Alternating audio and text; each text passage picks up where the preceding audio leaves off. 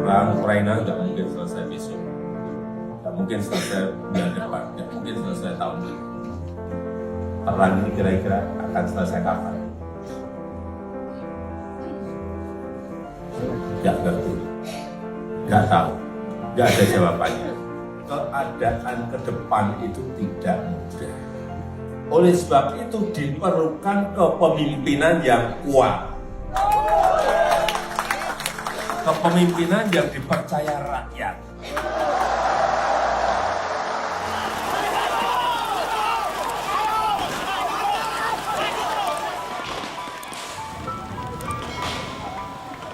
Kualitas kepemimpinan Prabowo Subianto sudah teruji di saat-saat paling kritis yang pernah dialami negeri ini. Bagi mereka yang lelah dengan kepemimpinan yang lemah, lama mengambil keputusan, selalu terkesan ragu-ragu, Prabowo adalah jawabannya. Bagi mereka yang muak dengan pemimpin yang sibuk selamatkan diri sendiri saat ada masalah, maka Prabowo adalah pilihan yang patut dipertimbangkan. Daripada mengorbankan anak buah, Prabowo dengan berani mengambil alih tanggung jawab dan menanggung sendiri resikonya. Ya, benar. Kita sedang membicarakan kasus penculikan aktivis 98 yang telah mencoreng nama baik dan menjadi penyebab kehancuran karir militer Letnan Jenderal Prabowo Subianto. Namun publik harus dapat melihat bagaimana dalam kasus ini Prabowo menunjukkan kualitasnya sebagai seorang pemimpin yang berani dan bertanggung jawab.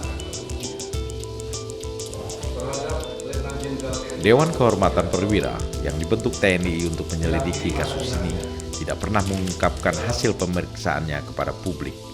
Tidak juga kepada Prabowo yang notabene menjadi tertuduhnya. Tampaknya Jenderal Wiranto, Panglima TNI saat itu sengaja mengambil manfaat agar prasangka publik menghukum Prabowo lebih berat daripada kesalahannya.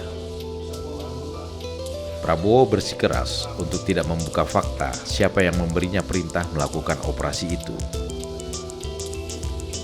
Prabowo memilih untuk bertanggung jawab atas kasus tersebut. Saya ambil alih tanggung jawabnya, begitu kata Prabowo saat itu. Sikap yang harus dibayar mahal dengan hancurnya karir militer yang sedang cemerlang. Laporan selesai. Nomor strip 83 P Romawi 5 1128 tanggal 25 Mei.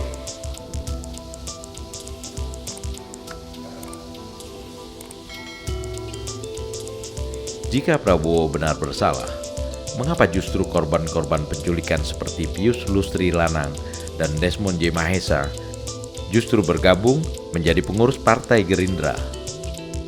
Karir militer Prabowo, Letnan Jenderal termuda dalam sejarah militer Indonesia modern, harus berakhir dengan cara yang menyedihkan. Prabowo bisa dikatakan pihak yang dikalahkan dalam proses perebutan kekuasaan dan pengaruh di tubuh militer pada masa-masa kritis tahun 1998. Sebagai pihak yang dikalahkan, amat mudah untuk menjadikan Prabowo sebagai kambing hitam dari semua kejadian tersebut. Sebab tinta sejarah selalu menjadi milik si pemenang. Stigma sebagai penjahat kemanusiaan terus dimanfaatkan sebagai senjata oleh lawan-lawan politiknya untuk menjatuhkan Prabowo. Jika memang benar Prabowo adalah tokoh yang bertanggung jawab terhadap peristiwa itu, maka dia sudah menerima segala hukumannya. Bayangkanlah perasaan Prabowo dengan karir gemilangnya di dunia militer yang begitu dicintainya harus berhenti dengan sejuta rasa malu dan aib.